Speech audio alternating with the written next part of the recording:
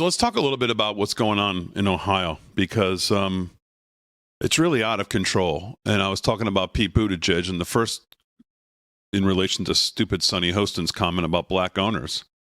But if there's a more incompetent person that's ever been hired in the government than Pete Buttigieg, I'm not sure who it is.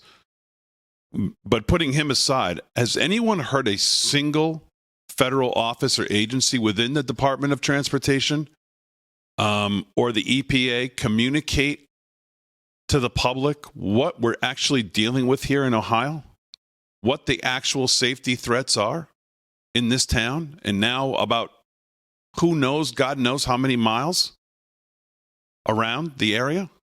I've heard nothing. Pete Buttigieg was out today talking about being in, what a great time it is to be in the Department of Transportation. Of course, he found time to tell us that there's too many white people working in it. But he doesn't say a word about this. Not a word. How is it possible that he can be in public today and not say a word about this? I think we actually have that cut. Is it cut 11, G? Play that. Couldn't be a more exciting time. This is today. It's had its challenges. Right.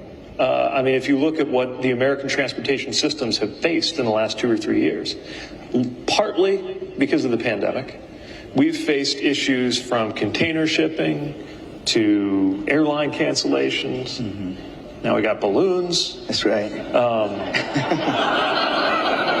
Everything's a joke to these people. But also the best time ever to be working in transportation because of these resources. And that's great if you don't do anything. I guess it's great. It's one big party because you never do anything. Exactly. What's he doing? Is that the kind of demeanor you would think the Department of Transportation Secretary would have today with what's going on? Whoopee, ho, look at me. This is great, man. Look at this. Not a word about this that I've seen. Not a word. Now, I could be wrong. If someone has seen him say something today about this, then tell me.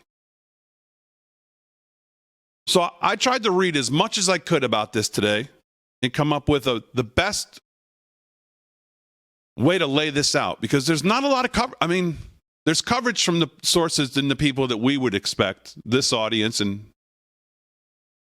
on some places. But there's not a ton of this in the mainstream media. Some local news is covering it.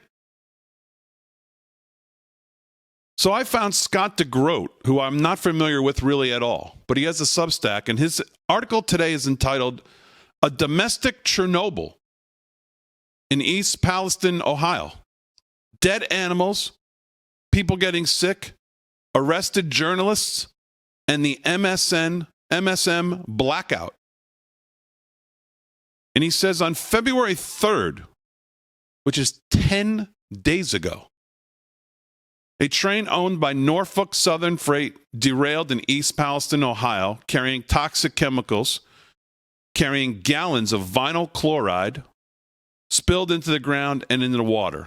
It was later decided by authorities they would burn these chemicals.